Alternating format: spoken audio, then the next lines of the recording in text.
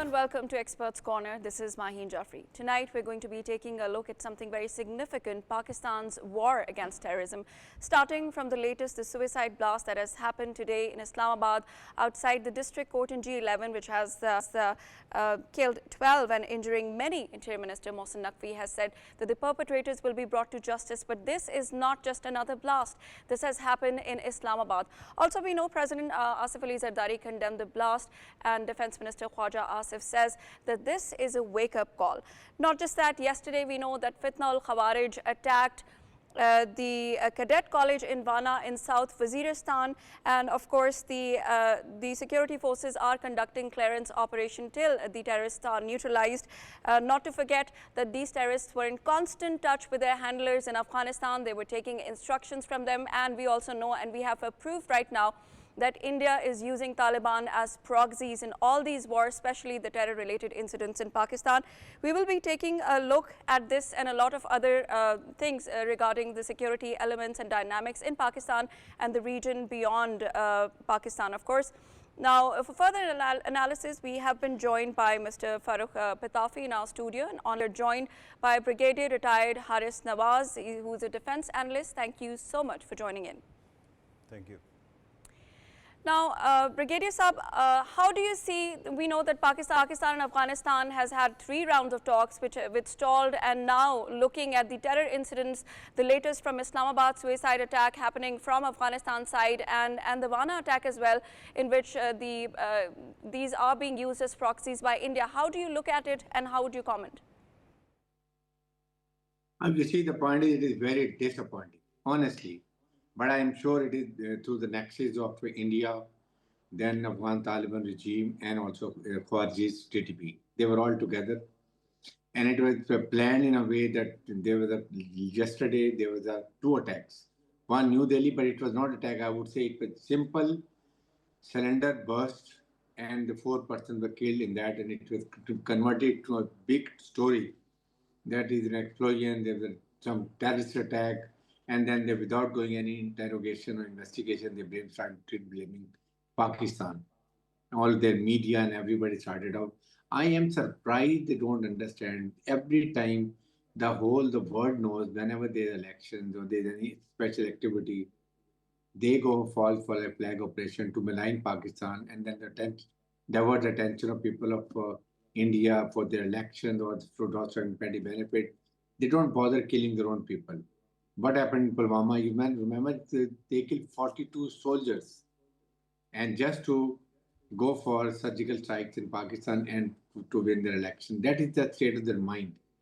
Likewise, they in Islamabad went for judicial complex.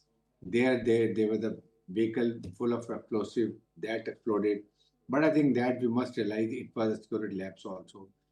How the police is always there, they will check posts and they all check the vehicle, why this vehicle, and how this could sneak into the judicial complex and explode, and explosion was done. Second is, of course, yesterday again in Wana, the 5 Fauji, 2 were immediately killed and 3 had been separated from the Adam block, and they could not harm the boys, young boys who were in the hostel. And ultimately today, in the evening, all the students and the administration staff, they have been cleared. They have been very safe and sound. All 5 parties have been, girls have been killed. That is for the sure. But they were all in communication in Afghanistan with their handlers, with their planners and executors. And I personally feel this Wana attack I would take it as an attack on Pakistan, because they are the future of Pakistan, like it happened in APS schools, children. So we should take it very seriously, and we should not accept it. We will never accept it, and we have to sort them out, teach them a lesson the next time they don't do such activity. And one thing we must show, that we must congratulate our armed forces, the way in a professional way, with a lot of professionalism. And I must congratulate the commanders who were responsible for this operation. They conducted an excellent operation without any casualties, without any harm. They rescued each and every one without and killing all those terrorists. So I think it was a well done job. We must appreciate.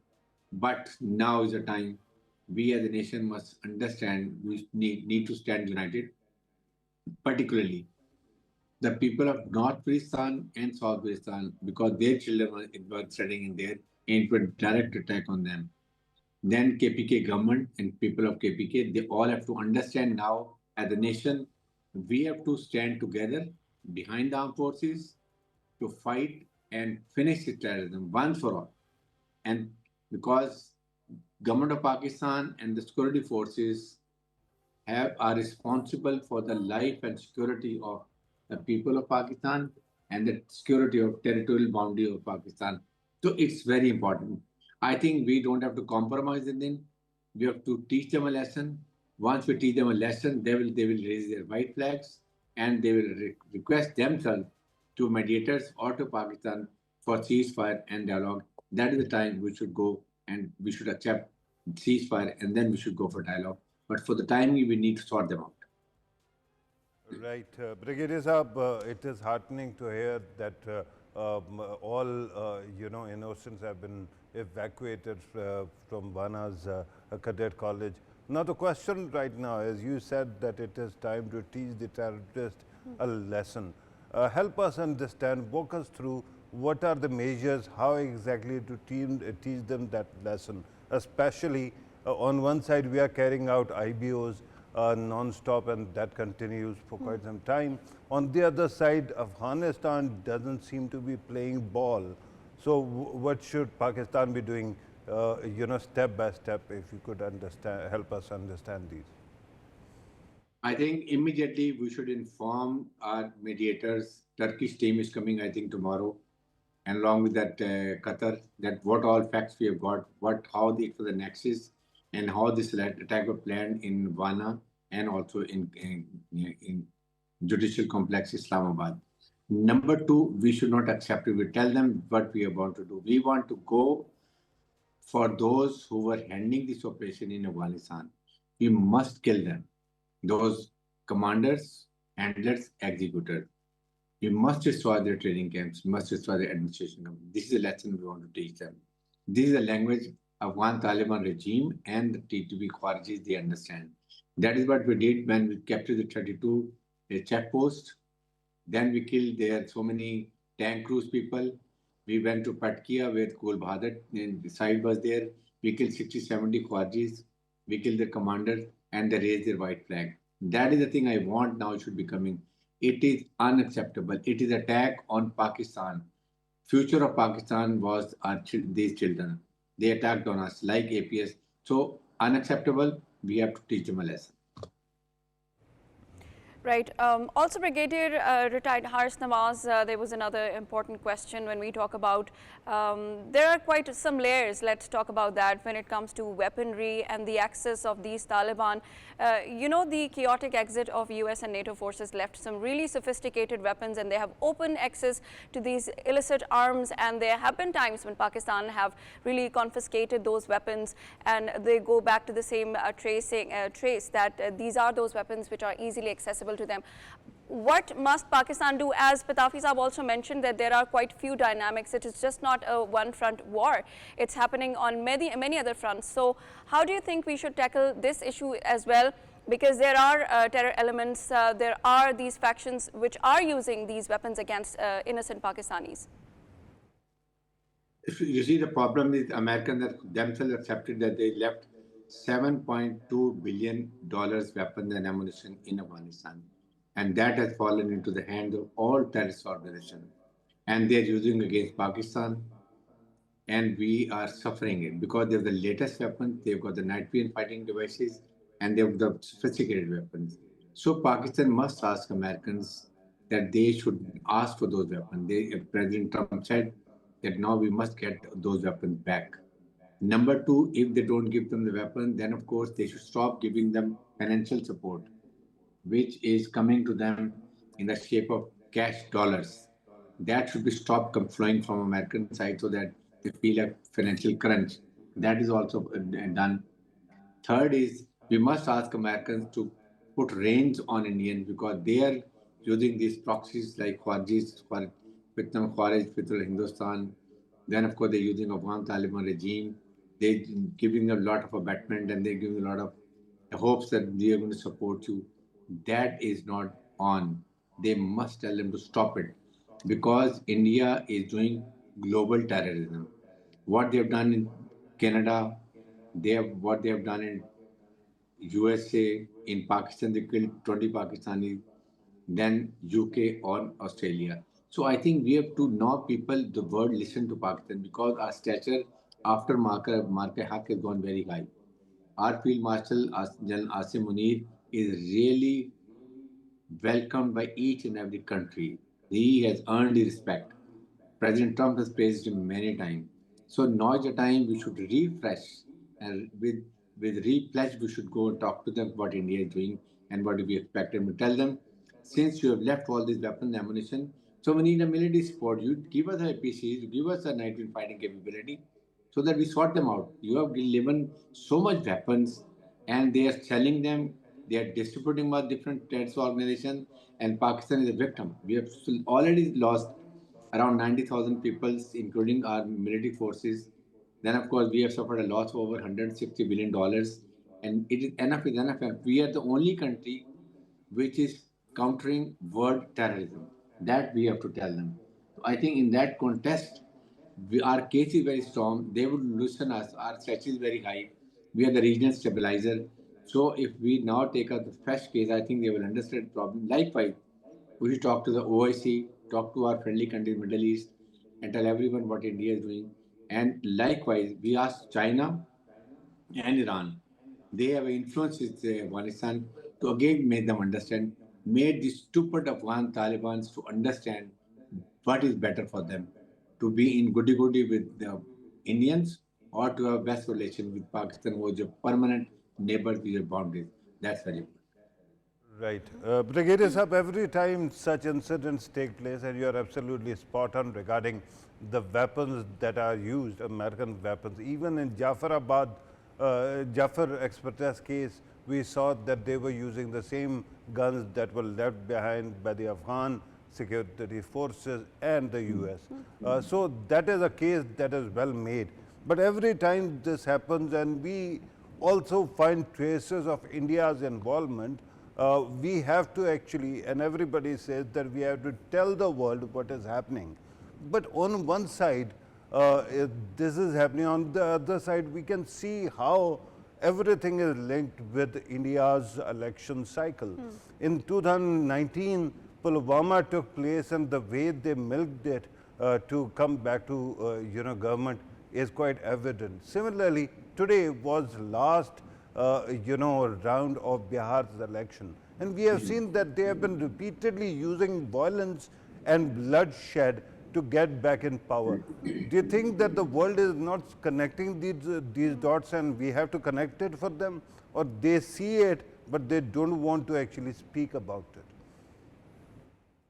Actually, previously they would look towards the other side. They understand everything. They've got the satellite communication. They have find everything, which is a false flag operation, how the state drama is being managed. But now Indian public have understood. Today, you must have seen that their journalists, their politicians are openly saying it is a state drama. We on the TV were harping all the day for the one last month that India is planning a false flag.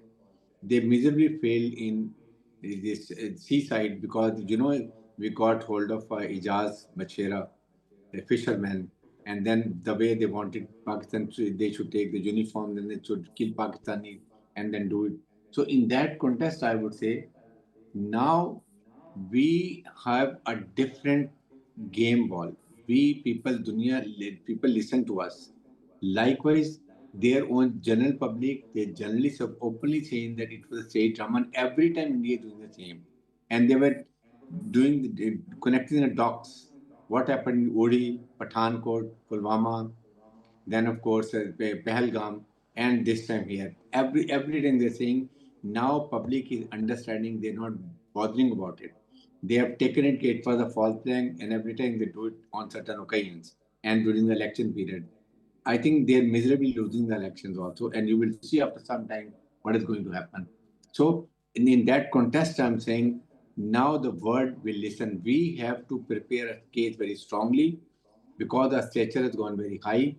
We have to convince Americans and United Nations and OIC that Pakistan is a victim of terrorism, how we are facing, how India has to be reined, how they have to be controlled because they are doing global terrorism and Pakistan is a victim of terrorism. I think when we go and talk these things, they will understand Pakistan point of view because they'll now listen to government of Pakistan and the Field Marshal Asim Ali. Brigadier Saab, you said that we have to convince. Do you think Pakistan still have to convince the world when it is already happening in front of the world's eyes, when we have dossiers, presented proofs, and then, as Pitafi Saab mentioned, connecting the dots? Do you think Pakistan still needs to convince the world, especially when the Turkish officials are coming tomorrow? This would be a perfect case study for them regarding the terrorist activities. And would they be able to impress upon the Taliban, giving their tough stance? You see, the Turkey and also Qatar, they know exactly understand Pakistan point of view. We have given the facts and figure, and they are all agreed. There's no doubt about it. That is why they're coming again to Pakistan because they want to support Pakistan. That really Pakistan need to sort out these things, and they're in our support. But the point is, previously Pakistan's stature was different. Now it is altogether different. Now Pakistan is a regional stabilizer. India is totally isolated. Iran has kicked out Indians. Bangladesh has kicked out Indians. So in that region, Pakistan, Iran, Bangladesh, China, with small other countries, Central Asia towards our side, I think we have a lot of influence in Middle East also and with Americans also. So if we now prepare a case and we really believe with all facts and figures, Pakistan can have a breakthrough, and that this is the time. With Pakistan, problem is after 2 3 weeks we forget old incidents. We should never forget. We have to keep following it till logical conclusion, and this is the time we should take it again and keep pursuing it till the time Americans, United Nations, Islamic countries, Middle East, and our regional countries they all understand that India has to be controlled and they have to be told not to terrorism in Pakistan.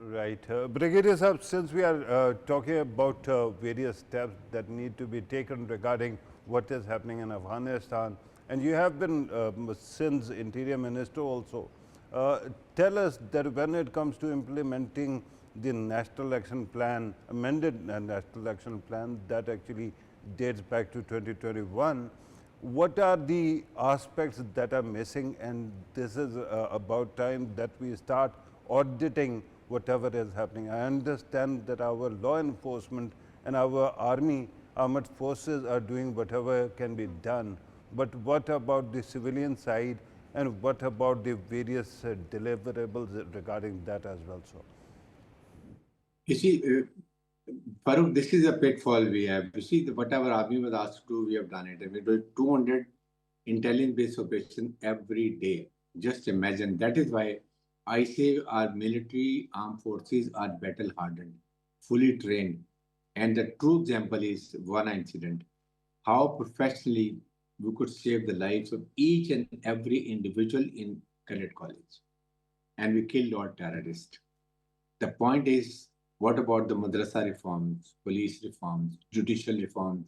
When you get hold of us, terrorists, we give them punishment, and then the High Court or the Supreme Court, they get free. Because things have to be sorted. It was decided to have a special anti-terrorist courts, and they had to be established in military cantonments. They have to be fully trained so that within 1 or 2 3 months, the case they have to decide. You see, if you take 10 years to finalize the case, the purpose of that punishment or the deterrence is gone.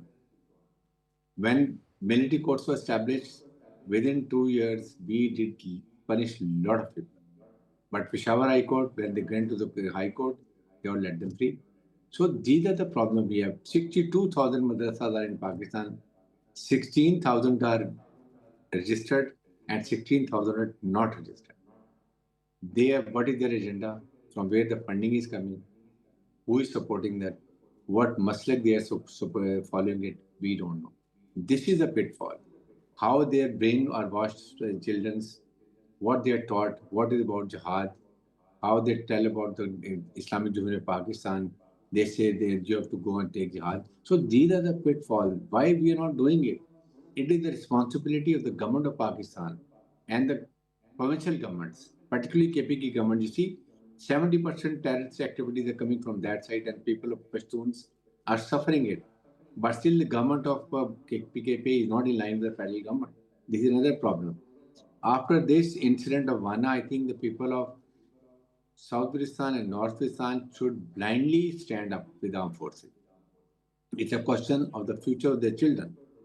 That's what I'm saying. So now, as a nation, you can sort them out along with that illegal spectrum, the hundi money, then narcotics, smuggling, non-custom vehicles are being sold, that cigarettes are coming, that money, and of course, this all thing, opium, that money is being funneled towards this terrorist organization. So in that, the government of KPK has to ensure some political individuals, some businessmen, they're all involved in it. As a nation, we have to stand against it and we have to sort it out. Absolutely. Brigadier Saab, the nation has to stand united at this time, and Pakistan has already suffered a lot from terrorism, and seems like the graph is rising, because we have heard defense ministers saying that those who think that the armed forces are only fighting on the borders or they're fighting in the rural areas of Balochistan, now it is a wake-up call since it has happened in Islamabad. What does he actually meant by a wake-up call? Wake-up call means the whole nation need to stand united. All elements of national power have to be geared up together. Number two, our resources have to be pulled up. And if need be, military forces have to be given some equipment if needed, that should be given. Along with the people of KPK, they have to now decide, they have a trump card. If they stand with us, with armed forces, and the people of our tribal areas, I think the day is very close when we can eliminate terrorism to Pakistan. Brigadier Saab, also, how do you see Pakistan treading this very complicated route? You see, we are talking about terrorism at one hand, we have stall talks, and also we are connecting the dots with India. So yes, we are saying that Pakistan needs to be fierce and we need to teach them a lesson, but this question remains very pertinent and important, that Pakistan has to tread very carefully, because Pakistan lately has, shifted its interest from the geopolitics to geoeconomics. And right now, when we're seeing so much success coming on the diplomatic front, when Pakistan is really, developing on the economic side, can we afford to go all in when it comes to these conflicts? You see, the main issue is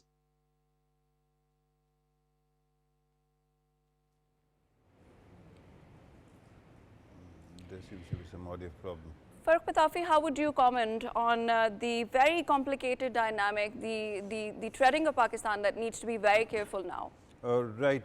Pakistan, remember that... Okay, I think we've got him back online.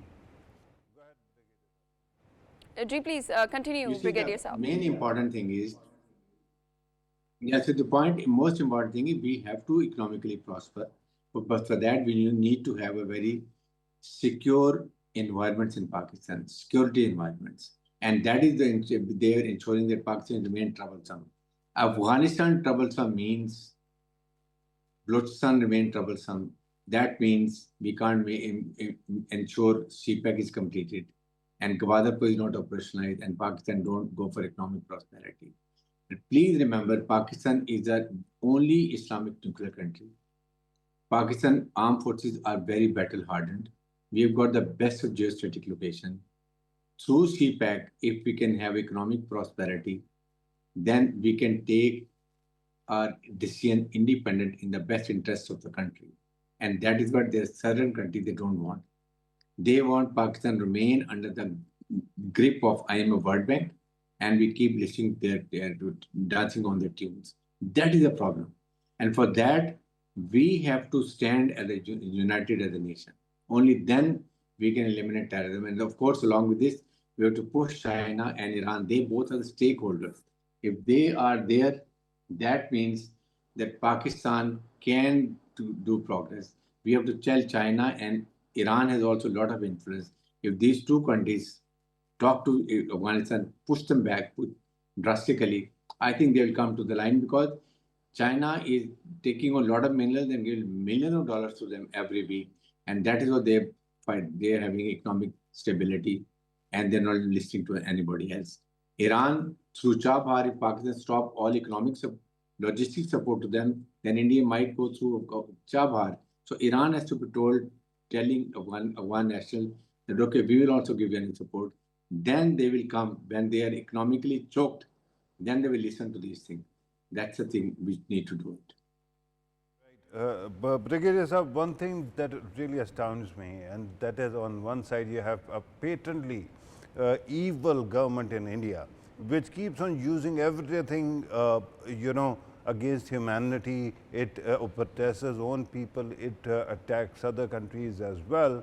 And then, even then, they manage to actually get away with so much that one starts losing faith in the arc of moral universe.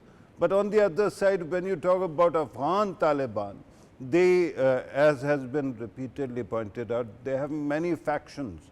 Pakistan has actually tried to interact with them directly and then through mediators. Do you think that recently there was an effort from Pakistan side to meet Mullah Heptullah also and convince him, because it seems that he seems to be giving different kind of mandate to his negotiators whenever they go out to meet Pakistan or interact with Pakistan? I think now is the time, the better is the negotiators, particularly Turkey and Qatar. Now they should call Hezbollah and they should talk to him, listen to what he says, and then Pakistan also should talk to them, tell them what we expect, what he is doing, what all he can do, how they can raise a flag. We can also see that also. And then they should talk to them and tell them what Pakistan accept from him. We have done everything for them. Today, if we stop logistic support, if we stop Afghan transit, if we don't allow their fruit and everything trade should be coming to Pakistan, just see the plight of the Afghan people. And we are not Afghan people. We don't want they should suffer more because they've already gone through a lot of miseries in Russian war and American war. So this is the thing we are trying that we should give a chance to peace. But Afghan Taliban are not interested in Afghan people.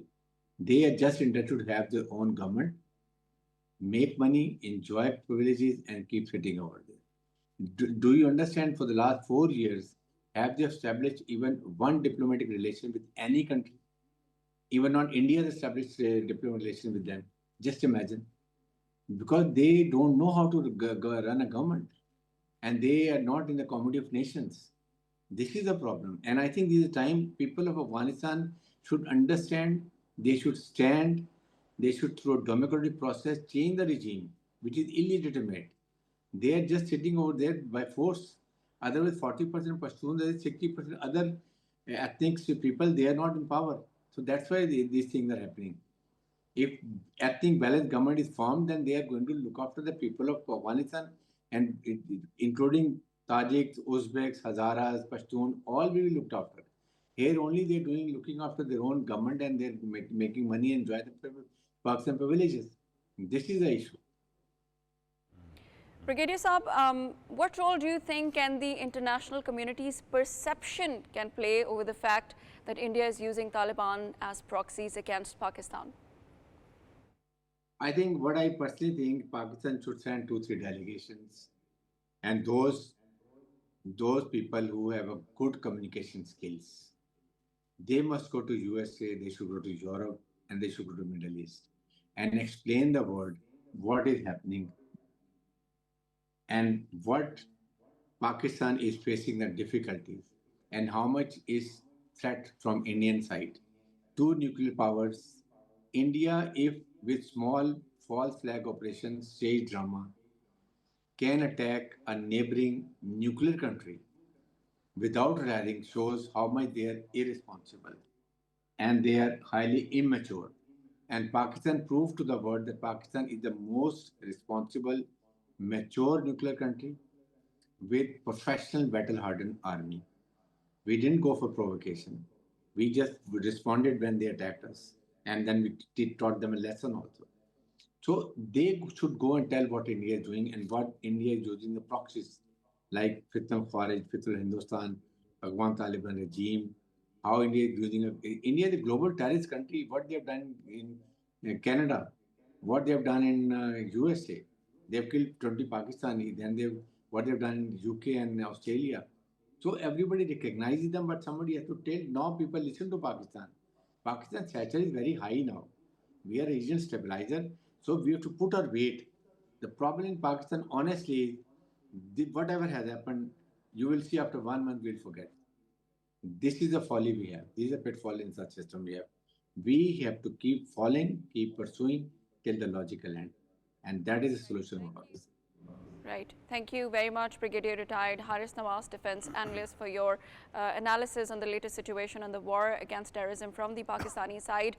Farrukh Pitafi, I would come to you in asking you this very pertinent question. Do you think Pakistan still needs to convince, because we heard Brigadier Saab saying that Pakistan needs to send delegations which were well, who can communicate in a well-mannered way and, present its case to the world.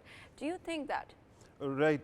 I think that Pakistan seems to have done everything that could have been done. But of course, there is no harm in actually continuing the effort, because on one side you have your diplomatic channels, but then every capital has Pakistan's ambassador, right? So Pakistan can use the traditional channels also, but they can also use emissaries, special emissaries who go carrying, a dossier to convince the world this is what is happening. But one thing is for sure, look, day before yesterday, our OSINT, open source intelligence sources, started picking up this anger and frustration within ruling BJP's, camp. And at that time, it was clear that they are not getting the kind of results that were needed. All of a sudden, we see yesterday NDTV, that is Adani's channel, all of a sudden starting to flash the story that they have apprehended some terrorist ring and all that. By the evening, because election was still approaching, today elections just closed now, and now they seem to be softening their stance. Earlier they were calling it a suicide bomb, now they say it was an incomplete ID. But immediately they start blaming. After 20 minutes, right, within no time they start blaming. And now that elections are over, there is a possibility that they might actually walk away from it. So the world is seeing this pattern, right? What happened at the Babri Mosque demolition, right? 1,000 people were killed.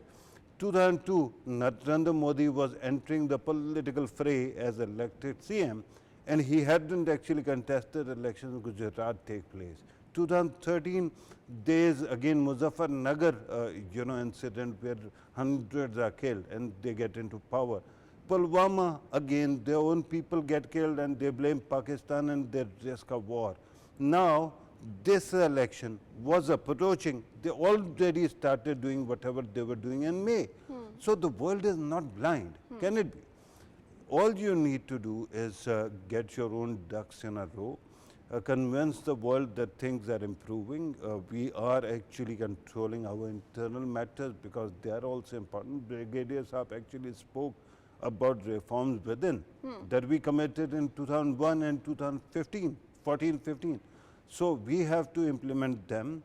On the other side, then we have to take whosoever is allowing their land to be used against our people to, to task and set an example of them. One thing, remember that this attack that took place in Islamabad, it happened after a hiatus of 3 years, almost 3 years. And Cadet College reminded me of attack on APS Peshawar that took place 11 years ago. So there must be desperation within TTP, Afghan Taliban and Indian camp, because they have started crossing those lines. By the way, another very interesting thing, it took me back, Islamabad incident, to 1990s and 80s. Whenever there was some kind of bomb in India or some kind of explosion, another would happen in Pakistan. So it seems that Indian side is doing whatever it can to win elections, right? The point is we have to fight back and we have to ensure that terrorists don't kill our innocents. Right. Absolutely right, Farrukh Pitafi. I can't agree more when you say that there are reforms needed when it comes to the internal elements of Pakistan, of course, and we all need to stand united. Not just that, also Pakistan needs to present its case to the world again and again, and not just communicating with the officials coming from Turkey, but also presenting its case in the form of delegations and, kind of sensitizing the entire region of what is actually happening in Pakistan when it comes to Pakistan's efforts in war against terrorism. And as we mentioned, we will be discussing another very important event, a segment on India's false flag narrative, which has unfolded. We were already talking about the elections, how we connect the dots, and recently the Delhi blast that occurred near Red Fort, which has of course raised alarm bells that there would be another spiral happening when it comes to regional tensions. And we all know India accuses Pakistan without any credible evidence. And we were also discussing 20 minutes or maybe, after the incident, Indian media and platforms accounts started blaming Pakistan without any credible evidence. And this was made sure that this narrative amplifies around the international communities as well. No wonder Modi is using the fear and accusations and suspicions against Pakistan to win the elections this time, which are going to be happening. We just closed in Bihar in the phase 2. Now, Farrukh Pitafi, we were already talking about this, that we need to connect the dots, and it seems like this is a pattern of India, how it repeats these same things, the false flag operations, right when the elections are near and right when it needs the seats. Right, and that is very important. I just pointed out that there is a clear pattern, right? And because of that pattern, what happens is that if this ruling elite of India is allowed to function in power, what they will do is they will continue to use their own people's blood to win elections. I don't know whether the Indians are ready for to pay such a cost in love of Narendra Modi, but it is clear that given that the elections have closed now, there was regarding this Delhi episode, there was a clear two-pronged strategy. On one side, of course, the purpose was to create the kind of suspense or tension in the environment to actually bring back the focus to national security, which always helps Narendra Modi. On the other side, of course, if he loses this election, although their exit polls, which are not trustworthy, are saying that he might or his supporters might win, but even if he loses, he has something else to build on, that they can externalize the internal conflicts, deflect from their own crisis of legitimacy, and then claim that Pakistan was doing this and start fighting with Pakistan. I hope that doesn't happen, because at this moment BJP supporters seem cocky. There's one aspect that they wanted to change, and even right now Nitish Kumar, JDU's Nitish Kumar, who is an ally of Narendra Modi, but he is not from BJP, he is the chief minister. So what they were trying to do was they were using many mechanisms to remove him from power and form a BJP government. But it is clear that BJP has underperformed, at least in the first phase. So now all of a sudden they started building up Nitish Kumar and just going after him. And then when situation went so wild, they went for this kind of murder of their own people. And now it seems to have worked in the second round. So they might be happy. Do you think it has worked in the second round? Do you think it would have an effect on the people of Bihar? Because Brigadier Saab mentioned that there are voices from India which are now awakened, who listen to such kind of stuff that is actually happening. But at the same time, if we talk about the media's role, it was actually negating the entire truth. It was actually portraying Pakistan as this. How do you think this would affect the people of Bihar who were about to vote in today's phase? Right. First, a comment on Indian media and even Indian liberals. Narendra Modi is karma for their hate towards Pakistan, because they are also, they are such so petty when it comes to Pakistan. Look at the internal divides. There are many people who will be speaking against Modi, but the moment Pakistan is mentioned, they lose all power, right? Like it seems like they lose all the common sense. Yeah, of course. And this is, I'm not saying that. Barack Hussein Obama, former president of the US, has written in his book that 1.5 billion people, all of a sudden they flatten out the moment Pakistan hate comes to surface, right? Absolutely. Similarly, once again, they are framing Kashmiris, innocent Kashmiris, they are framing Muslims, they are framing various people who are professionals just to ensure that Islamophobia keeps thriving in India. Why?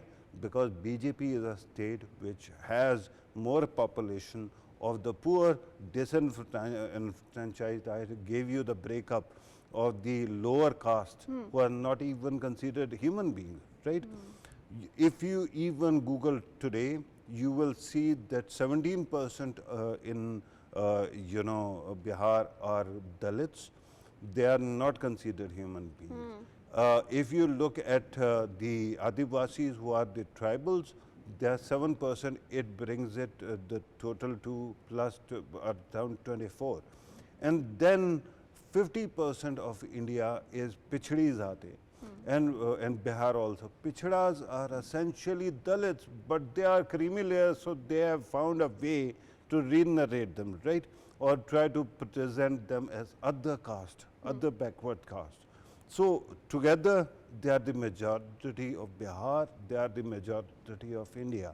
And then, of course, add 20% Muslims and others, so it brings the total to 90%. How do you actually tell those people whose power you have taken away and how to rule them? By actually blaming Dividing them, some kind of, divide them, but first blame somebody else. Find a boogeyman. 20% Muslims are easy pickings. They can be blamed for everything and they keep on doing it. And sadly, time after time, it works. Yes, just this recent plot which they plotted against, they picked a Muslim doctor, Kashmiri doctor before Exactly. that, and they were trying to make an entire plot. And the fact that the Mumbai police enacted the counter-terrorism law right when they were in the middle of investigation. Right, exactly. And you see very clear. Yeah. I mean, all of a sudden, who broke the story? NDTV. Yeah. Who's NDTV? Who owns NDTV? Adani, Gautam Adani. Who is the closest to Narendra Modi? Gautam Adani, a billionaire who has become multi-billionaire just because of his proximity to Narendra Modi. When Narendra Modi won in 2014, guess whose plane he actually traveled on, right, along with him to New Delhi? It was Gautam Adani. So all these things actually fit, and it is a very clear-cut case.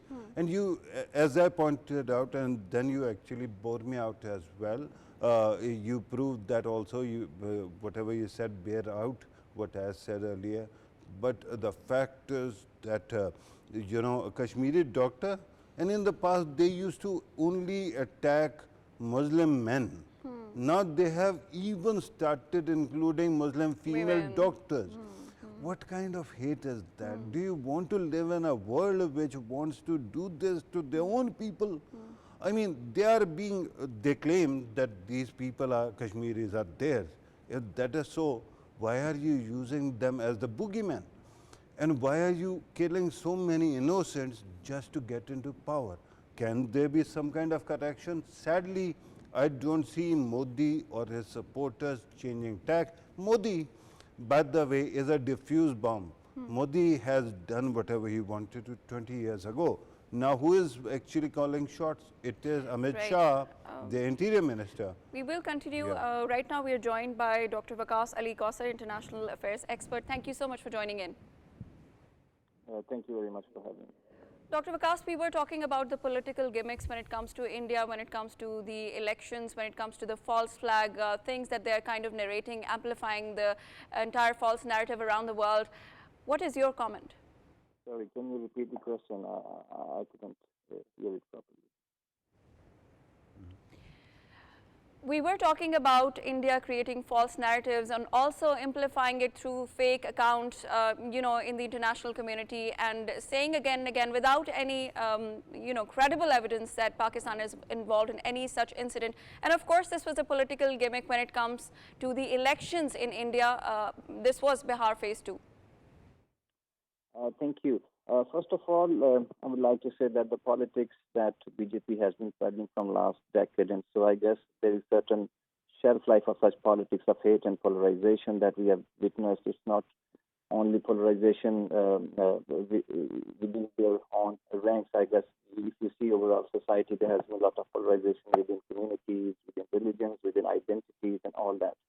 I guess it is difficult it is easy to peddle and sort of create that sort of politics, but difficult to sustain that. And I guess now what we are witnessing is that you have to create certain issues to sustain that politics, because at the end of the day, it's your constituency demands at the end of the day to sustain that. Likewise, if you see, there's a very lethal combination of media, politics, nationalism, religion, and all that coming towards just single point that how you can sustain that politics of hate and division and isolation. I guess this is quite challenging and this is dangerous for the society. And every now and then you see that how media, particularly, I don't see any free media left over there, particularly during this BJP's era. I guess this is the entire culmination of such politics that at the end of the day, you not only marginalize communities, but you also destabilize regions, because this doesn't have any boundaries. So over the period of time, we have seen that you need to have certain sort of enemies to sustain that.